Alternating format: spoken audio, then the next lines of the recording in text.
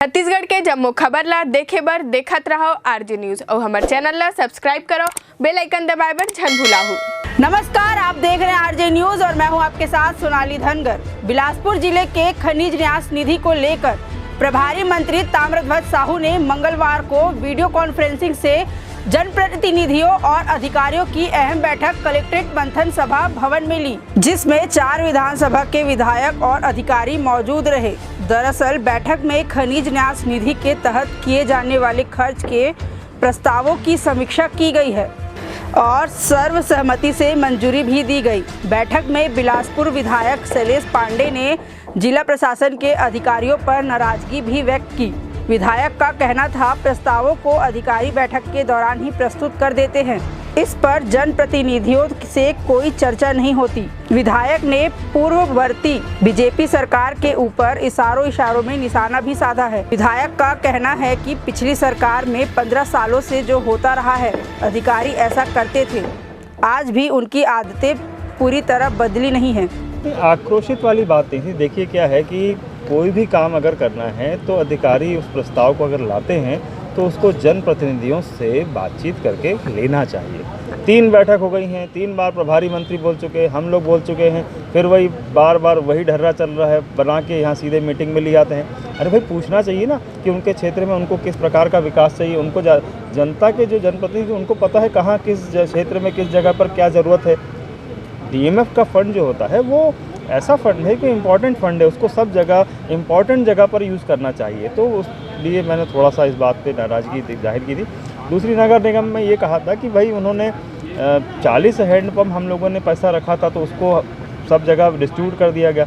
अब 60 हैंडपम्प जो 1.5 करोड़ में मांगे हैं वो केवल मोक्का और इधर सिरकंडा के, तो ऐसा नहीं, इसमें इक्वली डिस्ट्रीब्यूट होना चाहिए, क्योंकि पानी की समस्या, पानी की ज़रूरत, हैंडपम्प की ज़रूरत सब जगह आती है। फिर वही बात करने लगे थे, फिर उसका भी जवाब नहीं दे पाए। तो इस तरीके से क्या होता है, कुछ चीज़ें हैं, लेकिन फिर भी माननीय मंत्री जी ने और हम सभी ने सहमति दे दी है। सभी को जितने भी प्रस्ताव यहाँ पर कलेक्टर साहब ने रखे थे आज मीटिंग में, उन सभी को कांग्रेसी जनप्रतिनिधि नाराज दिखे जबकि भाजपाई खुश हैं। अब क्या लग रहा है कि बीजेपी के हिसाब से बन रहा है प्रस्ताव? नहीं, ऐसा बीजेपी कांग्रेस वाली बात नहीं है। मुझे ऐसा लगता है कि इसमें थोड़ी सी अधिकारियों को और गंभीरता से, समझदारी से और जिम्मेदारी से काम करने की जरूरत है। ये क्या लगता है, अधिकारी आप लोगों से, जनप्रतिनिधियों से पूछ के योजना नहीं बना रहे क्या DMF फंड को लेकर? वो डायरेक्टली आते हैं मीटिंग में, सब पास हो जाता है, यहाँ आ जाते हैं। इसकी नाराज़गी जाहिर है। क्या है कि पहले पिछले 15 सालों से जो है वो अधिकारी इसको डिस्ट्रीब्यूट करते थे, वही मीटिंग में रहते थे। अब हमारी सरकार आई तो उसमें जनप्रतिनिधियों को रखना है, तो अभी आदतें पूरी बदली नहीं है, ऐसा लग रहा है अधिकारी। ठीक है। नेता प्रतिपक्ष धर्मलाल कौशिक ने सरकार पर सीधे ना हमला साधते हुए कहा कि अब तक कोई पैसा सरकार की तरफ से आया नहीं है।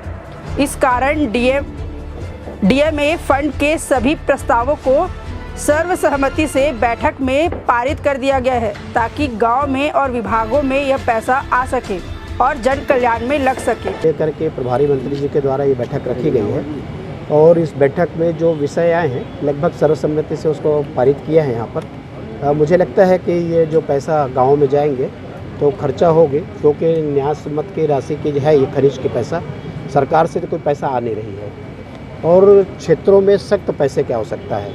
इसलिए हम लोगों ने कहा कि जो भी आया है जैसा है उसको पारित करना चाहिए, ताकि पंचायतों में पैसा जाए, विभाग के पास पैसा जाए और कुछ ना कुछ काम वहाँ से हो सके। इसलिए इस प्रस्ताव को हम सब लोगों ने मिलकर के पारित किया है। कितने करोड़ का है देखो वो लोग बताएंगे। वही विपक्षी पार्टी के विधायक रजनीश सिंह ने प्रभारी मंत्री से नगर निगम क्षेत्र में भी DMS फंड को उपयोग करने का प्रस्ताव रखा है। विधायक का इस पर तर्क है कि नगर निगम अब 5 विधानसभा क्षेत्रों को सम्मिलित किए हुए हैं, जिस कारण इस न्यास के पैसे को नगर निगम क्षेत्र पर भी खर्च किया जाना चाहिए। देखिए, अभी DMFT को लेकर के आज की ये बैठक हुई है, पिछले समय भी हुई थी, लेकिन किन्हीं कारणों से वो स्वीकृत नहीं हो पा रहा था।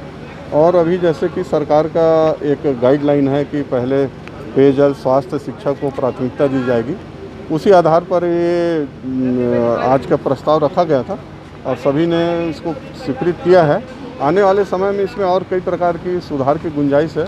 उसके लिए भी हमने माननीय मंत्री जी से आग्रह किया है कि जब भविष्य में फिर इसकी बैठक हो तो और जो अन्य काम हैं बिलासपुर नगर निगम, जिसका क्षेत्र बहुत बृहद कर दिया गया है और नगरीय प्रशासन से उतना राशि नहीं मिल पा रहा है, इसलिए मैंने विशेष आग्रह किया है कि डीएमएफटी का एक बड़ा भाग बिलासपुर नगर निगम के जो क्षेत्र हैं उसको भी दिया जाए, क्योंकि अब ये बिलासपुर नगर निगम 5 विधानसभा क्षेत्र का हो चुका है और इंफ्रास्ट्रक्चर के लिए उतनी राशि प्राप्त नहीं हो पा रही है, इसलिए इस मद से भी दिया जाए, ऐसा मैंने एक आग्रह माननीय मंत्री जी से किया है। उन्होंने कहा है कि अगले भविष्य में इसके लिए जरूर इस से स्वीकृत करेंगे।